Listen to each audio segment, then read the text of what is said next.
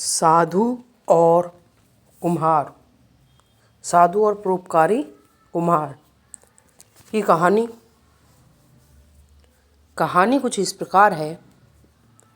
एक समय की बात है, किसी शहर में एक कुम्हार रहता था। घर में ही वह तरह तरह के मिट्टी के बर्तन बनाया करता था। उसका काम अच्छा चल रहा था तथा अपने शहर में उसने अच्छी पहचान बना ली थी। यहाँ तक कि बड़े बड़े व्यापारी तथा धनी लोग भी उससे कभी पानी के मटके तो कभी अपने बच्चों के लिए मिट्टी के खिलौने ले जाया करते थे। इस तरह उस कुम्हार के दिन अच्छी तरह से बीत रहे थे। एक समय की बात है, कुम्हार ने रोज की तरह मिट्टी के ढेर सारे कच्चे खिलौने तथा मटके बना रखे थे।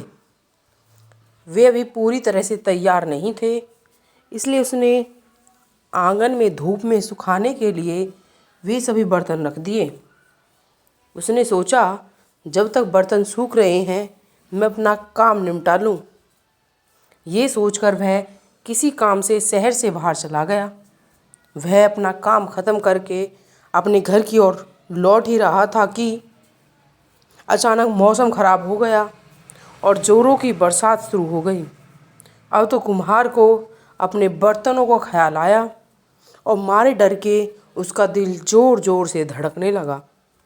वह जल्दी जल्दी अपने घर की ओर भागा, लेकिन जब तक वह अपने घर पहुंचा तब तक सारे बर्तन बारिश में भीगने के कारण खराब हो चुके थे।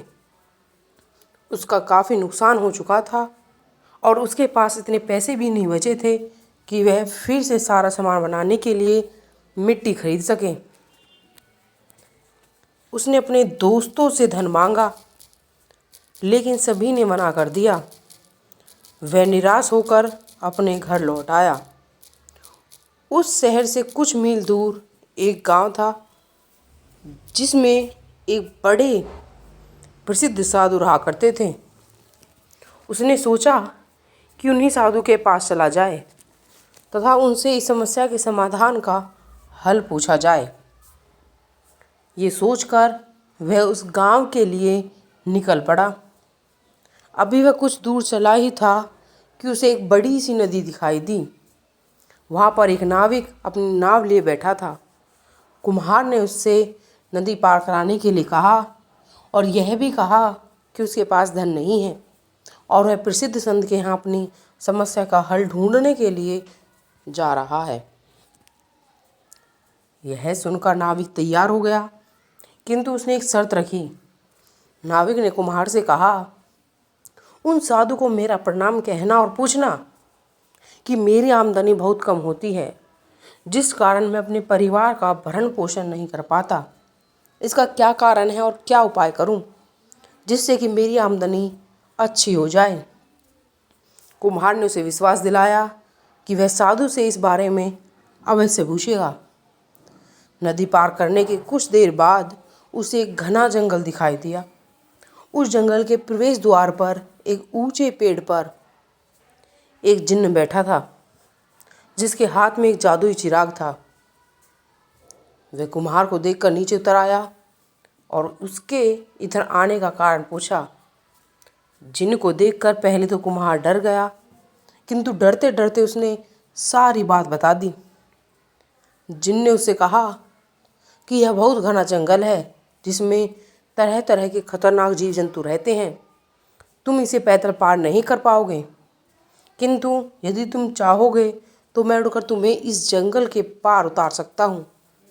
लेकिन मेरी एक शर्त है, अपने परिवार का पालन पोषण कर सके और वह जिन जो कि पता नहीं कितने वर्षों से मुक्त होना चाहता है, तथा साथ ही वह उस वृद्धा जिसकी पुत्री बीमार है, वृद्धा के बाद उसकी बेटी की कौन संभाल करेगा। कुम्हार ने निश्चय किया कि वह अपने बारे में न पूछकर उन तीनों की समस्याओं के बारे में पूछेगा। साधु ने उन तीनों प्रश्नों के उत्तर उसे दे दिए तथा उसकी दूसरों के प्रति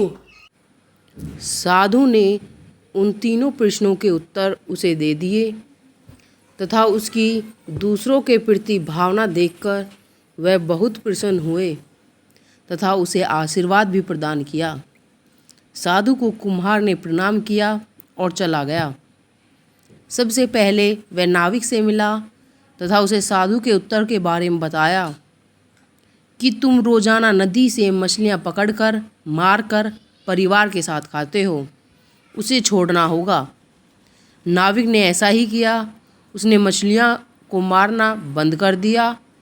अब से वह केवल यात्रियों को नदी को पार कराने का कार्य करने लगा और देखते ही देखते उसकी आमदनी में बढ़ोतरी होती गई। इससे प्रसन्न होकर नाविक ने कुम्हार को बहुत सा धन प्रदान किया। अब वह कुम्हार उस जिन के पास पहुंचा। कुम्हार उससे बोला, तुम जब तक अपने हाथ में यह चिराग रखोगे तब तक मुक्त नहीं हो सकते।